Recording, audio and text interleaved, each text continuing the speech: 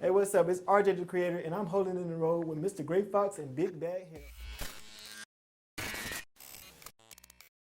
Berto, What's good? What's good? what's happening with you, good brother? Nothing much, nothing much. I'm happy to be here, man. Oh yeah, thanks for taking the time, man.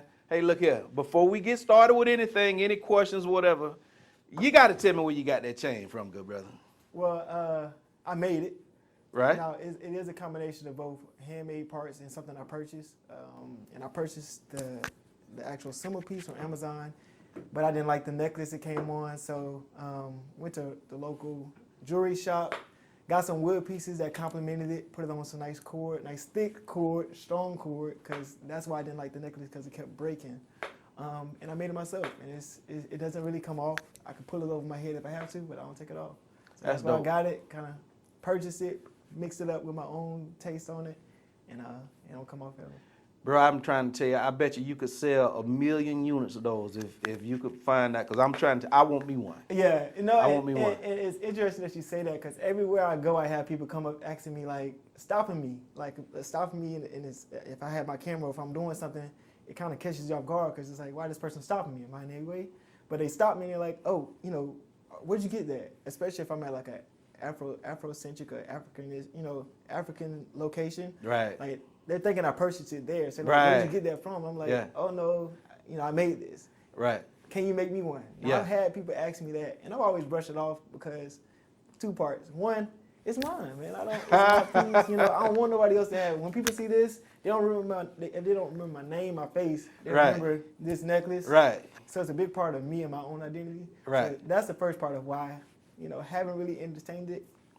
And the second part is like, are you serious? Like, some people just say they want something just to say it. Like, so if I was here recently, I would have entertained it. And if I was, I would have to find a way to drop ship it, because talk to my manufacturer, get them to make it. When the orders come in, I send it to them and directly from our manufacturer to them. That's the only way I really do it. I'm not really trying to hold them out. Hey, I got these necklaces for y'all. That's not what I'm trying to do.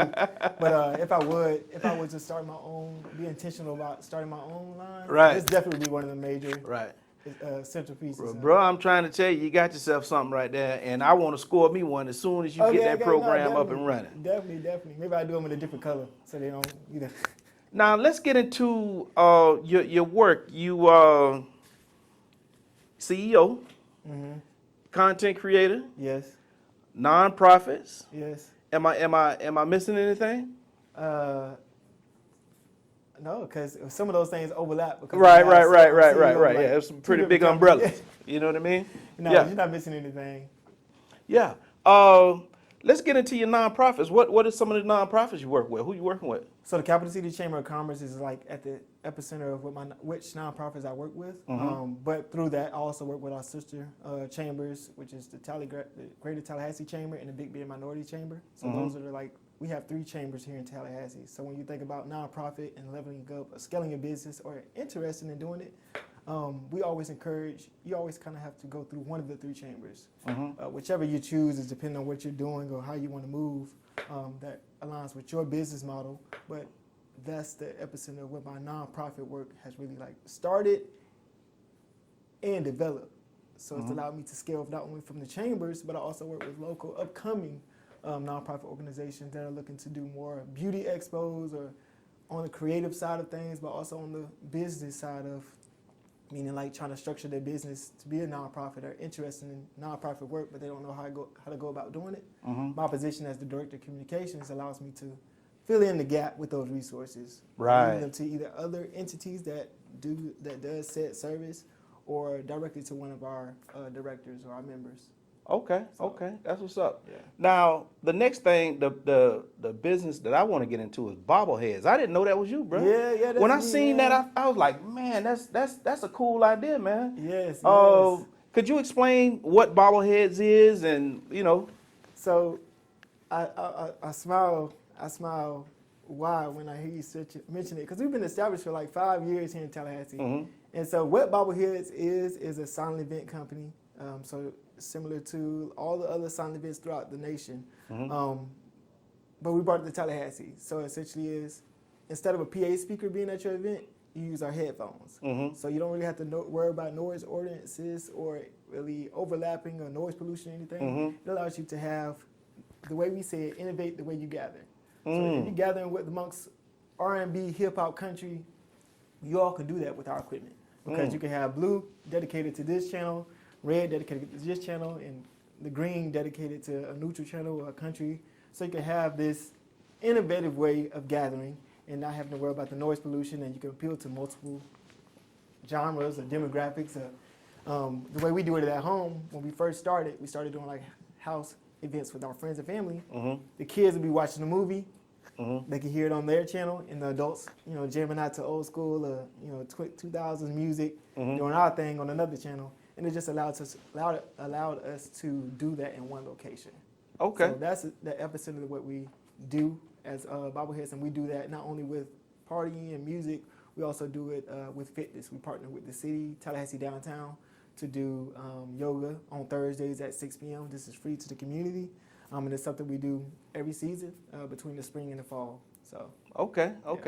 Now, I know about bobbleheads. Is there any other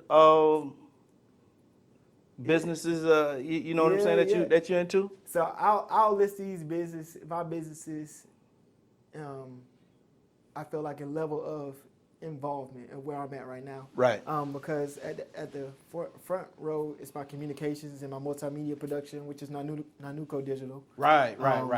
And then following under that is a branch off, which is going to be my nonprofit, which is the Creators, which is focused more on content creation and event marketing.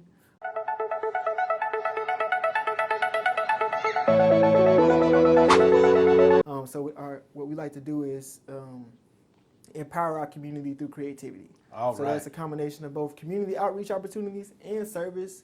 And the service component is more like, when you need those reels to showcase events that's coming up or to capture this event that's happening, call the creators. Our team's going to roll out, capture your video, pictures, and depending on what the project is, whatever turnaround it is, we meet those goals, and that's the deliverables. So those would be the first two that complement communications and marketing. Then from there, you had the bobbleheads, which you mentioned before, which is pretty sustainable. It sustains itself at this point. And I run that business with my wife and my best friend and his wife. And from there, we have Mentality. So Mentality, I should have credited this one first because this is actually my first step into being an actual business owner was the Mentality.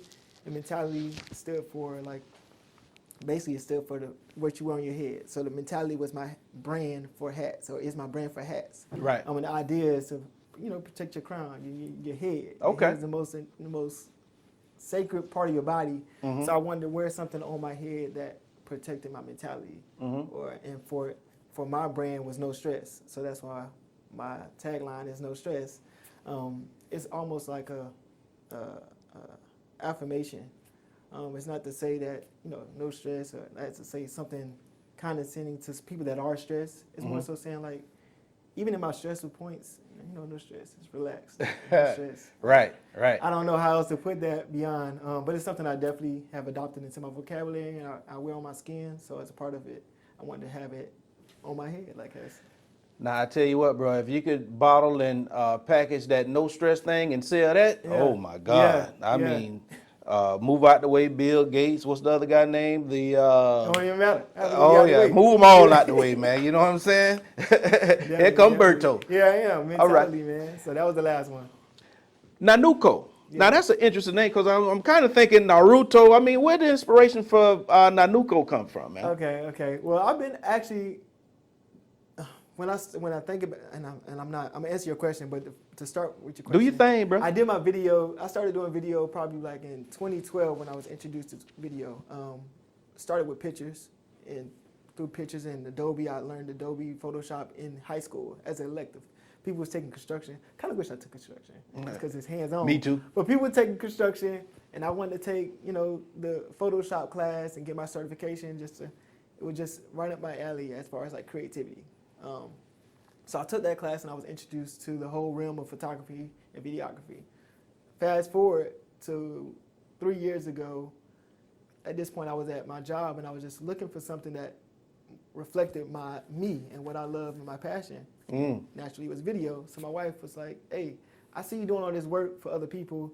I see you doing all these, when people call you for videos and this, you should do that. Right. I'm like, you know, I didn't say anything, and I feel like a lot of times I don't say anything when she has something. When I'm listening, I don't have to always have something to say. Right. So she said that, and I took it in, and I think I came back to her the next day. I was like you kind of right. Like you right. You on to something. So I started doing the homework on what I need to do to get it to basically do what I was doing, but from a more structured place. My wife and I sat down, and I was like, I don't know what I would call it, but I started talking to her, had a conversation, and through that conversation, my why was revealed. Like, why do I love video? And my why had something to do with my kids, my sons particularly, and the idea that I don't have that much memory of my childhood, you know, because my own traumas or whatever we might credit it to, I don't recall, you know, oh, we went to Disney World? Like, oh.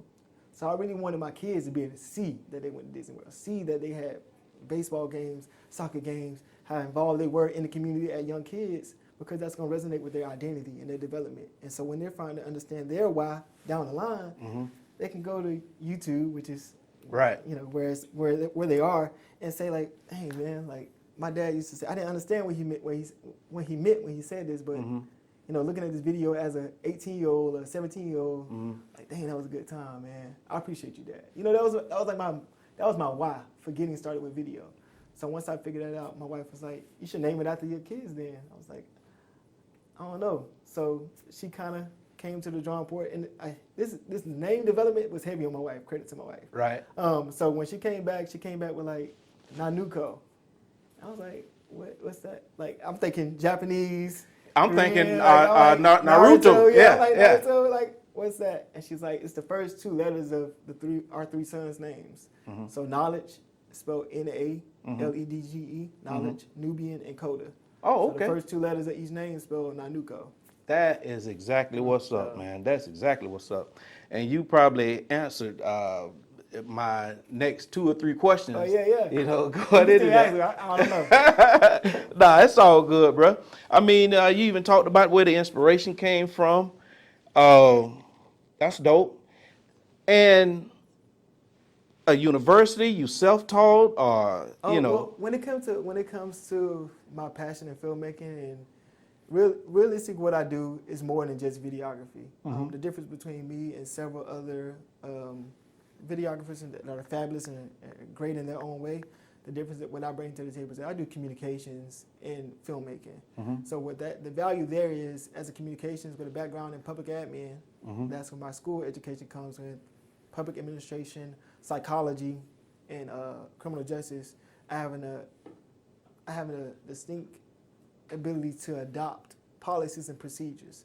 So meaning when I come into your nonprofit, your organization, and we're trying to accomplish this goal, I'm not just looking at that goal. I'm looking at what your current policies are, your procedures are, because I want to, this goal is cool, but we want to create some sustainability within this system. So yeah, your goal might be here, but if you don't have, you know, locks on your windows, locks on your doors, ain't no need to come in here and put gold bars on the couches. Like, I could do that. Yeah, if that's what you want. Yeah, but somebody might want it more than you do. Yeah, and then let's lock these doors. Let's get some system in place where we can protect this goal. Right. Keep this goal going down the line. So that's the difference between what I do and what somebody else does. But that comes from a combination of field experience and my passion in videography, coupled with my education background, which is in psychology. I have my bachelor's in psychology, my master's in public administration and criminal justice, and I have various certifications in contemporary theories, which is marriage and family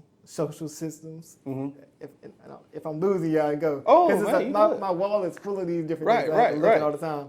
And then police leadership. So you say police leadership? Police leadership. Oh, okay. Because my aspiration at that point was to go ahead and go for federal aspirations. So do the same thing at the federal level. That was my making of my education background, taking that and applying it to that federal level within DC or within some realm of it to do communications and marketing, because it's very needed at the point when we were having the whole anti-police things or Black Lives Matter. Right. And that's peak of those moments. It was so clear what I wanted to do, because before then I just wanted to do video for law enforcement, and I thought I had to do it a particular way, like not by using video, but more so like being a law enforcement officer. But in the realm of media and how relevant social media, how much it played a part into that whole movement, whether it was on the out releasing energies or capturing never before seen of actual footage of this thing happening, it made me realize like, okay, there is a place for videography and filmmaking within the law enforcement realm. So that's kind of how I coupled the education with the passion for filmmaking and leads into professional communications and marketing, which I do now. Oh, okay. Let's switch gears for just a minute here, because with the whole Black Lives Matter and things of that nature, we like to ask this question: do you feel that the problems in the Black community are moderate or extreme? I feel like they're moderate. Yeah. Yeah, I would feel like they're moderate, and my answer to that would be heavily related to where I am. So I know that there are extremes, but what's hitting me is that moderate, and I would describe that to be like, okay, like something that's consistently hitting me in this way, and it's like all the time. It's not a break. Whereas the extreme is like when the extreme happens, it kind of goes away, because once that extreme becomes, in my mind, the extreme can be somebody's moderate. In my thinking, because if it's extreme Monday, Tuesday, Wednesday, Thursday, Friday, Saturday, becomes pretty moderate, and their extreme kind of steps up from there. So where I'm at in my place, I say that pressure is very moderate. Right. So it's not as bad as a lot of us think. I wouldn't say it's not as bad as that's why it's me. Okay. For where I'm at. Right. So I won't say it's a lot as bad as everyone thinks. I think it is. A lot. It's worse than everybody thinks, especially when you sit down and think about like how long has this been going on in different ways, and how systems are adopted or established. And this kind of goes back into my certifications in contemporary theories of family and social systems, where you realize, like, you think that you chose to be a teacher or a provider because, I just really love my community. No, your great-grandfather taught the community in some way. It's like that, it was a system in place that conditioned you to see the value in teaching, to see the value in your community. Even myself, when I look at where I'm doing right now, it's nothing new. My grandmother did the same thing. My grandmother and my grandfather had a store in the community in Mobile, Alabama, Happy Hill Market. When you sit down and think about that and what I'm doing now, you're going to see that it's in your blood. It's in there. Yeah, that's who you are. It's your makeup. It's a system that has been applied, and you adopted that system, and you then, knowing that, I feel like gives you the power to say, okay, like, this is the system. I'm not going to just chill and take it. This is the system, but I'm going to use, what grants are available, like what funds are available, what resources are available. Because that's, truth be told, my ability to be resourceful and to take a situation, whether it's, and your word exactly was extreme, right? Whether it was extreme or not, was to take those extremes and find a way to leverage it. And that's the best way I could put it, as it relates to like taking action towards what's going on to me. And so when you ask me that question, I say moderate. It's not to say that it's not bad. It's probably worse. But what I can handle right now in this mind, right? I can't handle the fact that all this, I can just focus on what I'm doing, create a system so my children, right? So my system is moderate. So my children's, they're moderate. It's a little, right. And as we keep going down, by the time my grandkids, maybe they not. What you talking about? Yeah, like, yeah. Be foreign to them. I gotta ask somebody. Let me. Yeah. Yeah. And that's the goal. But then we gotta get into, is that a reality too? Because I still want them to be aware of their roots. So. Right. I hope that don't. I didn't just take you off on a tangent. Oh no, you good, bro. That's like I said, my thoughts on the moderate to. Yeah. And I tell you what, that's a different take. Most people we ask is extreme. Yeah. With the you name it, everything. Extreme, Gun violence extreme, being numero uno. And the reason why, and I hope if I had to condense everything I'm saying, the reason I wouldn't just jump right to extreme, I could say extreme. Right. But the matter of fact is, they've been doing the same thing to us. It's been happening for a long time.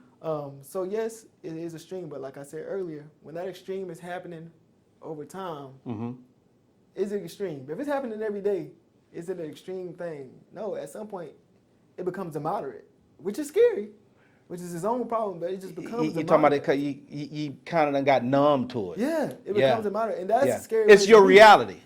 Every day, I wake Right. up, it's gunshots outside, Yeah. gunshots outside. Right. I came to visit my friend, I'm here gunshots, I'm like, God dang, boy, it's extreme here, boy. He's like, what you Yeah, talking about? yeah. This is moderate. Right. So that's why I say my answer was related where I'm at right now with Right. my family and my Right. dynamics and my children and our systems that we have. Go to school, go to work, pick up the kids, come home, cook dinner.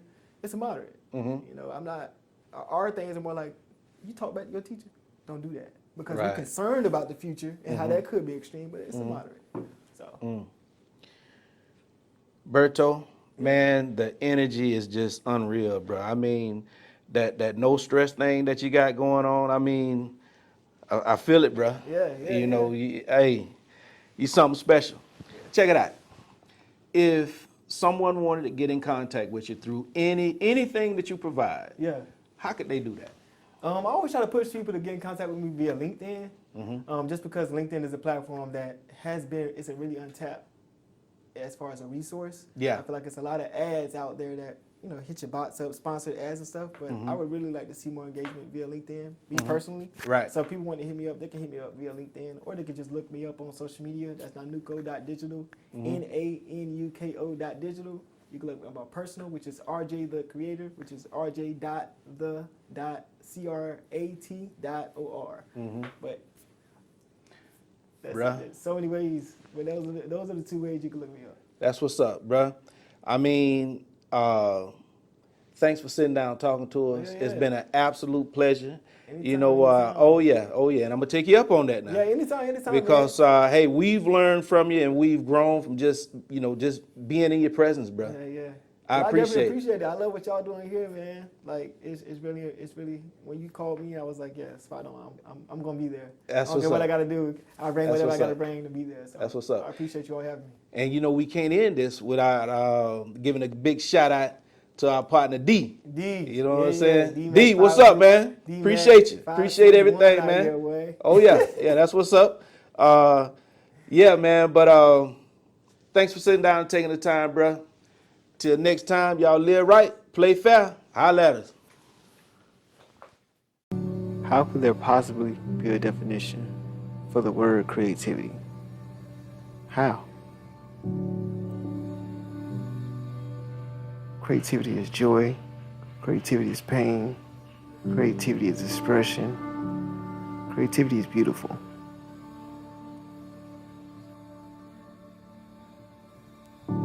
When you're with other creators, it's like you have this understanding that I just want to create. And it's through these kind of interactions and experiences that motivate us to create minds and create yours. Creativity is a journey that is often taken alone. So I thank you for joining me on this journey. Tell your story.